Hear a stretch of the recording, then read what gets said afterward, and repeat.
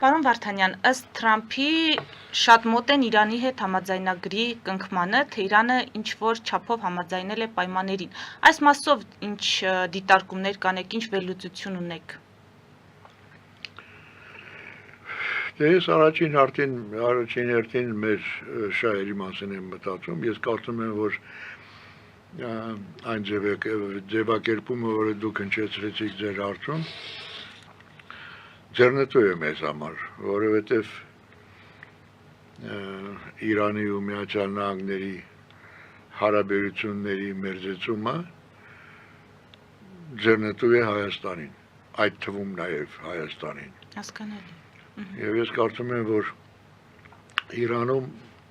դրա հետ զուգահեռաբար նաև ներքին կյանքի փոփոխություններ նույնպես լինելու են։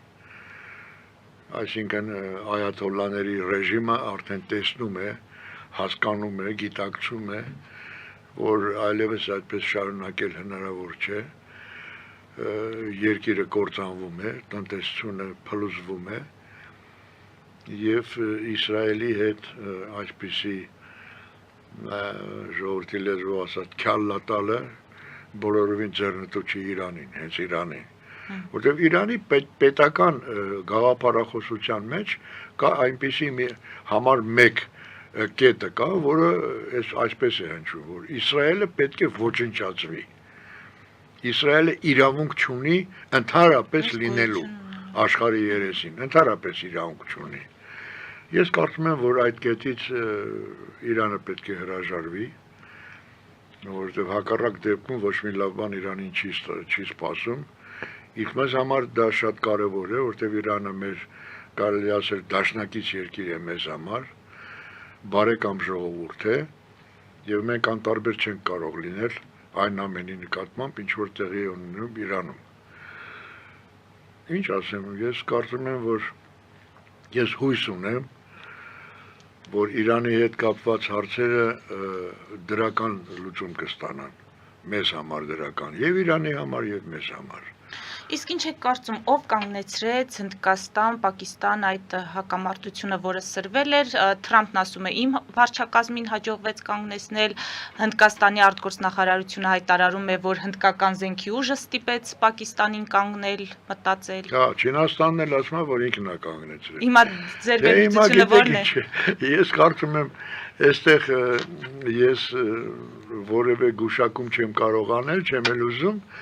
ինձ համար կարևորն այն է, որ այդ հակամարտությունը ուղղակի ավարտվեց արդեն նույնիսկ արդեն չսկսվելով, որտեղ այնտեղ ընդամենը մի քանի տասնյակ զոհ եղավ, փառք Աստծու, որ այդքան քիչ էր, եւ քանի որ երկու պետություններն էլ ուրեմն ատոմային զենք ունեն, դա շատ վտանգավոր հետևանքներ կարող էր ունենալ, եթե ծավալվեր այդ հակամարտությունը, եւ քանի որ այսպես բավականին կտրուկ ավարտվել է, դա շատ լավ բան է։ Մենք ուղղակի պետք է դա ողջունենք։ Իսկ Հնդկաստանի վարչապետ Մոդին դա ուրեմն օգտագործեց Մոսկվա չգալու համար, որովհետեւ նա էլ չէ հրավիրվել, նա պետք է մայիսի 9-ին լիներ Կրեմլում, լիներ Մոսկվայում եւ մասնակցեր այդ շքերթին Պուտինի կողքին։ Դե, բայց քանի որ պատերազմ է, այդ մարդն ասեց, ես ոնց գամ, ես չեմ կարող գամ։ Բոլորը կարողացան։ Նա ասեց, ես գուցե մեր պաշտպանության նախարարին ուղարկեմ, բայց դրանից անմիջապես հետո պաշտպանության նախարարը հայտարարեց, որ ինքն չի կարող գա, ինչ որ պատճառաբանությամբ չի կարող գա։ Այնպես որ մարդիկ հրաժարվեցին եւ շատ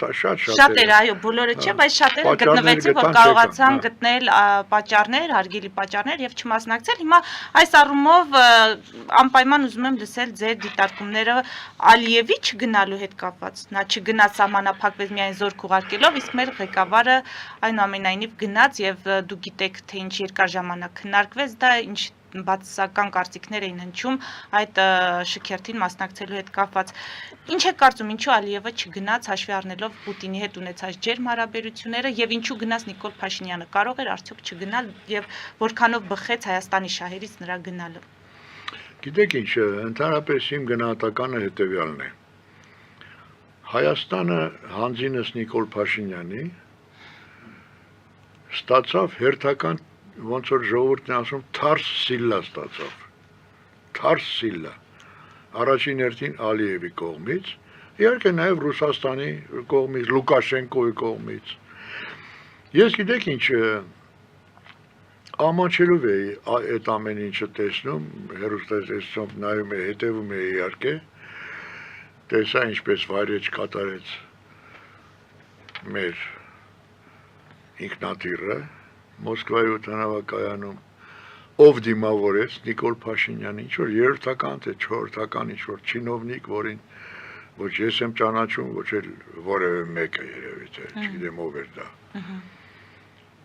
Եվ ինքնատիրից դուրս եկավ վարչապետը։ Ես գիտեք ինչի վրա եմ զարմանում, որ լավ, վարչապետ ես, 7 տարի է վարչապետ ես, 8-րդ տարին է արդեն։ Լավ, քո շրջապատում չկան խելքը գլխին խորհուրդ տվողներ։ Գոնե քո արտաքին տեսքի վերաբերյալ, էլի, մի հատ լավ, դու քեզ ինքդ հայելում, նայում ես, չես տեսնում, բայց կողքից մարդիկ պետք է նայեն, տեսնեն, ասեն, լսի, պարոն Փաշինյան, երբ որ դու առանց վերարկու ու անպլաշ դուրս ես գալի ինքնաթիռից, այսինքն կոստյումով դուրս ես գալի, ուրեմն այդտեղ փափախ դնելը սխալ է, գլխարկ մի դիր։ Այդ ինչ կոլխոզնիկի պահակի գլխակ է դրել։ Ես նայում եմ ուղղակի ծիծաղս գալիս էր, մարդ ոնց կարելի է այդպես անշնորհք ձևով ներկայացնել մեր երկիրը։ Չէ որ ինքը ոչ միայն իրեն է ներկայացնում որպես երկրի ղեկավար, այլ մեր ամբողջ երկիրն է ներկայացնում, մեր ազգն է վերջապես ներկայացնում։ Բա մարդիկ կնային կողքից կասեն, արես, կոլխոզի պահակը որտից եկավ, էսով է։ Էսով է համբալը։ Վիրավորական բառեր չօգտագործենք, պարոն Չէ, գիտեք ինչ, երբ որ իրենք օգտագործում են այդ բառերը, մեր ժողովրդի, մեր հասարակության հասցեին, իսկ մենք ինչու չօգտագործենք։ Եթե մենք տեսնում ենք, որ մարդը հենց այն տեսք ունի, որի մասին ես ասացի։ Ամեն դեպքում եկեք հարցերին ըստ էության բովանդակային առումով անդրադառնանք։ Այդ մեկ, երկրորդը գիտեք ինչ, ես մտածում էի, այդ ամենը ես երբ որ տեսա այդ պատկերը, խայտռակ պատկերը, ես մտածեցի, գուցե ավելի լավ կլիներ ինքը սենց սուս ու փուս հեծանիվով գար նենց կամած մտներ Մոսկվա, էլի։ Ինքը սիրում է, չէ, հեծանիվ քշել, հեծանիվով գար։ Բայց վիրավորանքները դրանով չավարտվեցին։ Մենք տեսանք, չէ, շքերթի ժամանակ ում կողքին նստացրեցին Նիկոլ Փաշինյանին։ Հենց այն Լուկաշենկոյի կողքին, որի հասցեին նա ոչ վաղ անցյալում, մենք հիշում ենք, չէ,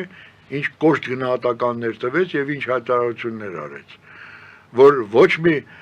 Հայաստանի ոչ մի պաշտոնյա ոտք չի դնի Բելարուս այնքան ժամանակ, քանի դեռ այնտեղ նախագահ է պարոն Լուկաշենկոն, չէ։ Բա հիմա քեզ բերեն նստացրել են Լուկաշենկոյի կողքը։ Իմիջիալոց դուք ուրիշ բան երևի չնկատեցիք, ես նկատեցի, ուրեմն Լուկաշենկոյի ձախ կողքից նստած էր իր ամենասիրելի որդին Կոլենկան, Նիկոլայ Լուկաշենկոն։ Իսկ այս կողքից, աջ կողքից էր նստած էր այս մի Կոլենկան, Նիկոլենկան, որը Վովայիչն էր։ Ախր գիտեք ինչ, այդ պատկերը որ տեսնում ես, ինձ համար դա վիրավորական էր ուղղակի։ Վիրավորական։ Վերջին հաշվով դու լավ, այդքան պատիվ, այդքան հարգանք չունես, այդքան արժանապատվություն չունես, երբ որ քեզ ասեցին գնա Լուկաշենկոյի կողքը նստի, դու էլ ասացի ես իր կողքը չեմ նստի։ Չէր կարա այդ ասեիր։ Ալիևը ընդհանրապես չեկավ։ Այո, չեկավ։ Հիմա դուք ասացիք Հայաստանը իդեմս Նիկոլ Փաշինյանի սիլա ստացավ նաև Ալիևից, այսինքն Նիկոլ Փաշինյանը գնացել էր այնտեղ Ալիևին հանդիպելու ակնկալիքով։ Չէ, սիլան գիտեք որն էր։ Սիլան էր, որ ինքը Լուկաշենկոյի կողքին նստած ստիպված էր նայել, ինչպես է ադրբեջանական սպեցնազը քայլում այդ շքերթի ժամանակ կարմիր հրապարակով, ինչպես է քայլում։ Հետարքիր է, ինչ զգացմունքներ ուներ այդ պահին պարոն Նիկոլ Փաշինյանը, ինչի մասին էր մտածում։ Իսկ դա հենց Ալիևի սիլլան էր։ Ալիևը ինքը անձամբ չեկավ, դրանով զգացներ տալով, որ ինքը առ է համարում, այդ Այն դեպքում, որ պատրիարքը օրեր առաջ էր գնացել եւ կնոջը պարգևատրել բարձրագույն շքանշանը։ Բայց իր սպեցնազին ուղարկեց, որ ցույց տա, որ տեսեք, ես ինչ սպեցնազ ունեմ, որ Նիկոլ Փաշինյանի դեմով կանցնել, Նիկոլ Փաշինյանը մի հատ ծպուտել չի անի։ Ստիպված էր Նիկոլ Փաշինյանը գնացել։ Ինչ է կարծում։ Կարող է այդպիսի պարտադրողականություն։ Ստիպված որն է Իրան ինչը փեդով չէին ծեծում, ասում գնա, անպայման գնա։ Դե մենք գիտենք, չէ, ինչ նշանակություններ այդ շքերթը Պուտինի համար։ Նա գնացել է միայն մեկ նպատակով, Էլիզա, միայն մեկ նպատակով։ Փորձել Ռուսաստանի ուրեմն աջակցության օգնությամբ շարունակական դարձնել իր սեփական իշխանությունը։ Ուրիշ որևէ նպատակ նա չուներ, որևէ նպատակ։ Նրան 100 տարի ոչ պետք էր այդ պարադը, ոչ պետք էր այդ 80-ամյակը, ոչ էլ ասենք թե Պուտինի հետ գրկախառնվել է կամ Լուկաշենկոյի հետ նստել է, կողքին նստել է։ Իրան դա պետք չէր։ Իրան պետք է միայն մի բան՝ շարունակական դարձնել իր իշխանությունը, որտեղ ինքն էլ ինչպես Պուտինը, այնպես էլ ինքը շատ լավ հասկանում է, որ հենց այն պահից, երբ որ ինքը կզրկվի իշխանությունից, անմիջապես հաջորդ օրը կհայտնվի ուրեմն դատարանի նստարանին, դատապարտյալի նստարանին։ Քանի որ թեմային անդրադարձակ, պարոն Վարդանյան, դրանով էլ կարճ ամփոփենք։ Այդ իշխանության շարունակականության ձգտումներն ունեն նաև Ռոբերտ Քոչարյանը, այսինքն իրենք հավակնում են նորից վերադառնալ իշխանության, Սերժ Սարգսյանը իրենց վերջին հարցազրույցներն ասել, թե հանդիպումներն ասել, դրա մասին են վկայում եւ հիմա Ռոբերտ Քոչարյանը իր ուժով, Սերժ Սարգսյանը իր թիմով, այս մարդիկ իսկապես ռեալ պայքարի մեջ են մտնում, թե իրանք այս ամբողջ տեսարաններով փորձելու են աջակցել Նիկոլ Փաշինյանին նորից վերարտադրվել։ Ես հետևյալը կարող եմ ասել այդ հարցի շուրջ։ Գիտեք ինչ, մարդկային բնավորության համար ամենացավալի, ամենացավոտ զգացմունքը դա անարդարության զգացմունքն է, երբ մարդը կամ հասարակությունը, կամ ամբողջ մի ժողովուրդ, կամ ամբողջ մի ազգ այդ անարդարությունը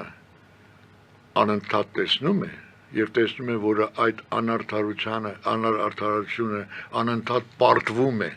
եւ ոչ մի կերպ չի կարող հասնել հաղթանակի, ապա դա բերում է այն վիճակի, որը մենք տեսնում ենք։ Շատ ժամանակ մենք ասում ենք, չէ, որ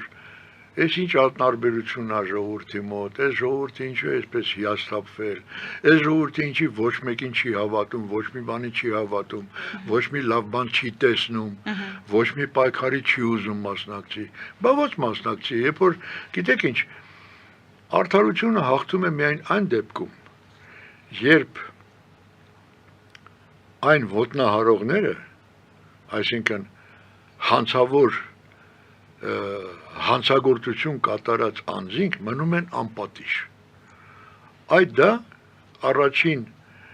նշանն է այն բանի, որ արդարությունը չի կարող հաղթել։ Այդ դուք նոր տվեցիք ձեր հարցում մարդկանց անուններ, որոնց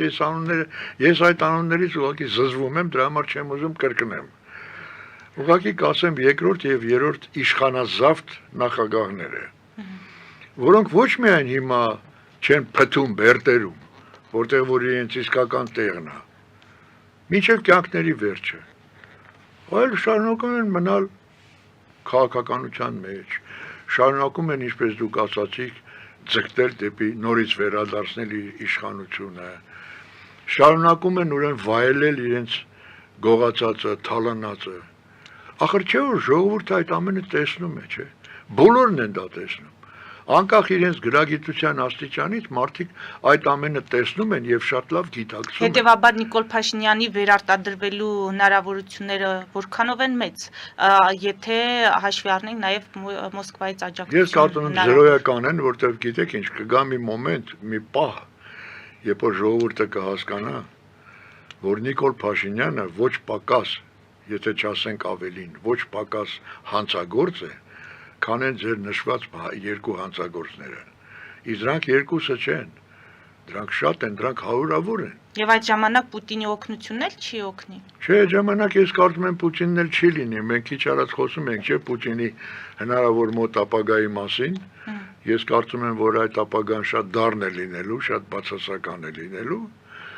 Եվ իհարկե անդրադառնալու է նաև Նիկոլ Փաշինյանի ապագայի վրա, որովհետև ես բազմիցս եմ դա ասել, Նիկոլ Փաշինյանի իշխանությունը կավարտվի մոտավորապես միաժամանակ Պուտինի իշխանության հետ միասին, այսինքն երկուսն էլ միասին դուրս կգան, մեկը գուցե ողջ չմնա, մյուսն էլ ցմահ կնստի Բերդում, որտեղ որ իր տեղն է իսկական։